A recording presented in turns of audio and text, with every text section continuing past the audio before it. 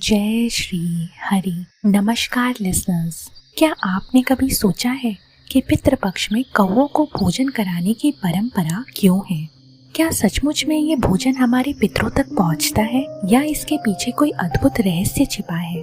आज हम आपको लेकर चलेंगे एक ऐसी अद्भुत कथा की ओर जो आपको न केवल चौंका देगी बल्कि इस परंपरा के पीछे का दिव्य रहस्य भी बताएगी। पितृपक्ष का समय हिंदू धर्म में सबसे पवित्र माना गया है। यही वह काल है जब हम अपने पूर्वजों की आत्मा की शांति और मोक्ष के लिए तर्पण और श्राद्ध करते हैं। लेकिन एक विशेष परंपरा, कौवों को भोजन कराना, इसके पीछे एक ऐसी कथा है जो सीधे सीधे प्रभु श्री राम के अनन्य भक्त काकभुशुंडी जी से जुड़ी हुई है। तो आखिर कौन थे काकभुशुंडी जी? आप चौंक जाएंगे ये सुनकर कि उन्हें वरदान प्राप्त था कि वे समय और काल की सीमाओं से परे जाकर भूत, भविष्य और वर्तमान सब कुछ देख सकते थे। यही कारण है कि उन्होंने रामायण को 16 बार और महाभारत को 11 बार घटित होते देखा है।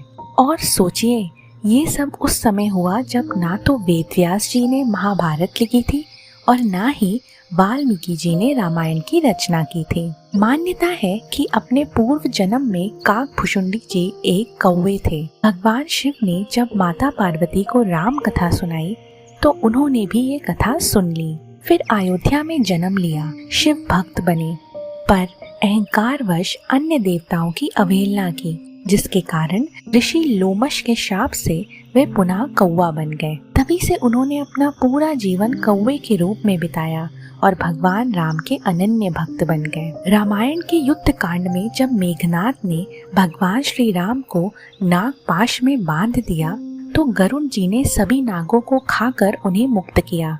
लेकिन राम को बंधा देख गरुड़ जी के मन में भी संदेह हुआ, क्या वे सच में भगवान हैं? इस शंका को दूर करने के लिए देवऋषि नारद ने उन्हें ब्रह्मा जी के पास भेजा, फिर भगवान शंकर के पास और अंततः काकभुशुंडी जी के पास।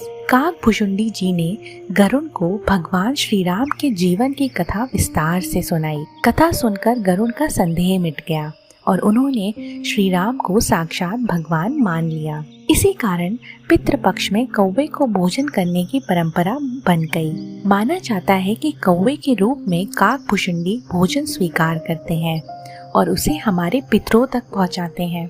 पितरों को प्रसन्न कर व्यक्ति अपने जीवन में सुख, शांति और समृद्धि प्राप्त करता है।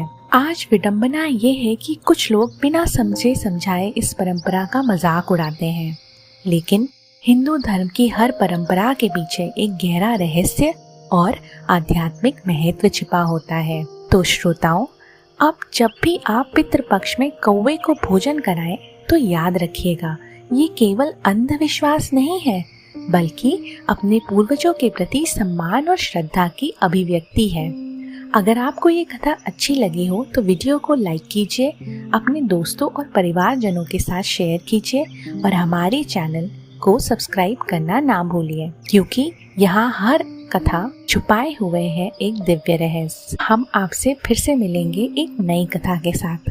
तब तक श्री हरि की कृपा आप सभी पर बनी रहे। धन्यवाद। जय श्री हरि।